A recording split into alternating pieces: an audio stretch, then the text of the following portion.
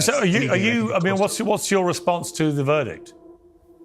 I thought the verdict was what it was supposed to be. This is domestic violence. If you want to talk about domestic violence and his behavior in those situations, that's a different subject.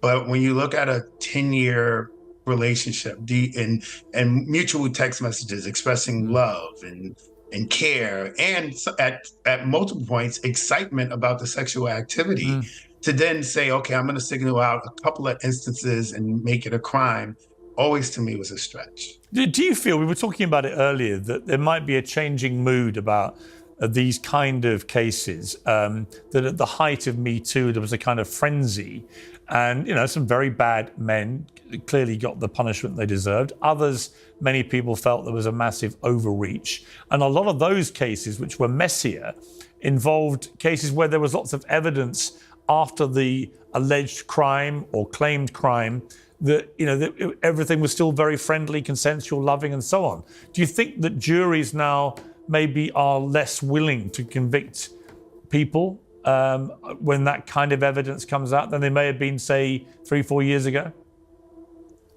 I do. I think initially, because there was such a strong movement, right? And all of these cases out of and there was a neglect over years of women being hurt.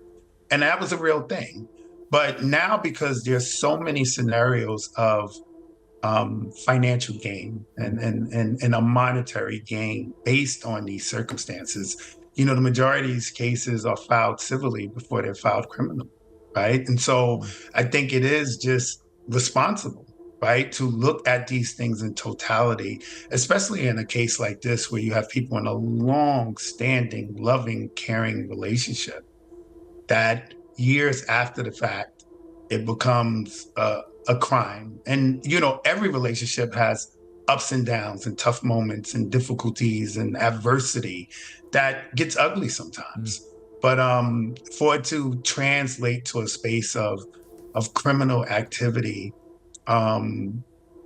in the midst of being in love and then continuing to be in love, it should be looked at and scrutinized really strongly. I mean, the complication, of course, with Diddy is that we've all seen the horrific video of him attacking Cassie Ventura in a hotel corridor, which is clearly criminal behavior. I mean, he beats her up, might well have gone to prison for that. So that's just the complication of this case. Everybody has seen that video and they know that he is a nasty piece of work who is capable of beating up a woman badly, even one he's in a relationship with, in a hotel corridor. So that's why I think this is a complex case for people to say, well, if he now gets away, as they would see it, gets away with a very light sentence for quite minor offences, that imagery is still lurking in the background about the kind of person he really is.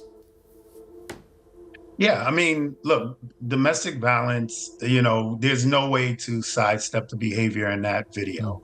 And, statute of limitations are what they are. There was no charges that could be brought up for it.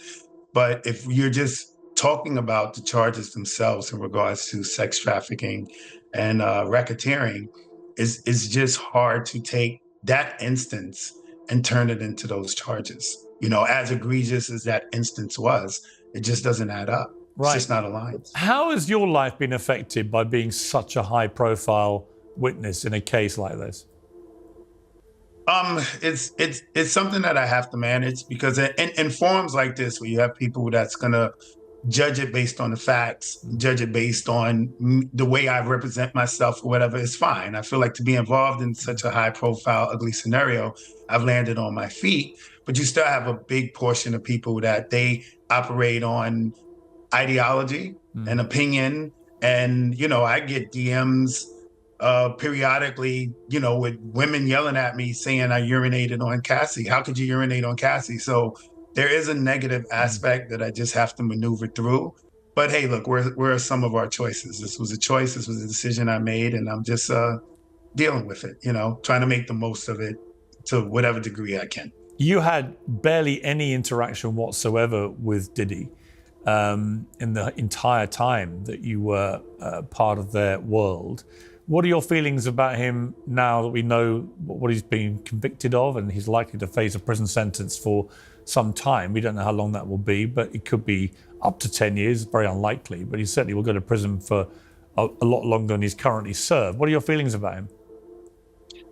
I really think I look at this situation with Mr. Combs similar that you see with a lot of people who are in very powerful positions for long periods. You know, if they don't have a good circle of someone that can actually uh, give them an opinion, a strong opinion, adversely, hear no, hear, listen, you shouldn't be doing this. A lot of these people do escalate to behaviors that push the limit. And I think this is a excellent wake-up call for him, because I'm sure he's looking at his own behaviors and his own histories, and he's rethinking a lot of things. And I'm sure he'll be a better person going forward for it. But I think that's the silver lining in this. He is going to face some charges and some time for his actions, and I think going forward, it will present him being a better human to people in his circle and people he interacts with. And finally, when you came on Uncensored last time, we had a few people leaving comments on our YouTube channel saying what an own goal it was for the prosecution to put you on the stand, because it seemed to play into the defence's case. I think it played into the defence's case because of your honesty. Some even went as far as suggesting you must have been on the Diddy payroll. This has now become a raging conspiracy theory. Would you like to clear that up? Yeah, I am not on the Diddy payroll. This was just my honest experience. And as much as getting caught up into the hype, which some people do, and they like to exaggerate scenarios and exaggerate circumstances, I just stayed true to the facts. And I'm at peace with that. I feel like it kept my integrity intact. And I hope that all sides, the victims, Mr. Combs, everybody sees that that's exactly what I did, and it just stops there. But no briefcase dropped to me in the parking lot. Sure, it's great to have you back on Uncensored. I thought it was a very powerful interview last time, and you influenced my thinking about this case very strongly with what you said in that interview and with what you said on the stand under oath. So I think you were a very important, as I say, cog in the wheel, actually, almost by default in Diddy's defense, because of course you were a witness for the prosecution. But I appreciate you coming on. Thank you very much.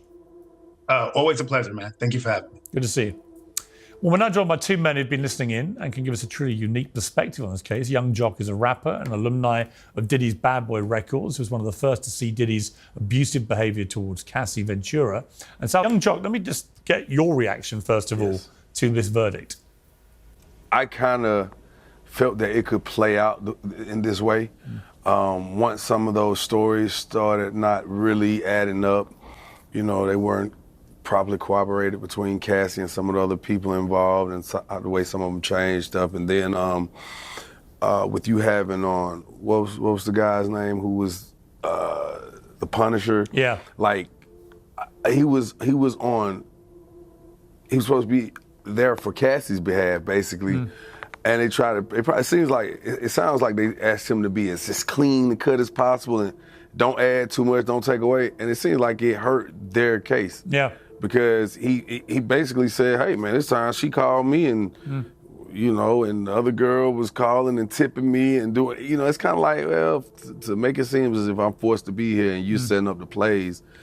It just seems to me like it didn't play out well, but it played out well for Diddy. It didn't play out well for, prosecution. Now you know that Sean Diddy Combs has been convicted of interstate transportation of prostitutes, two counts, and has been denied bail.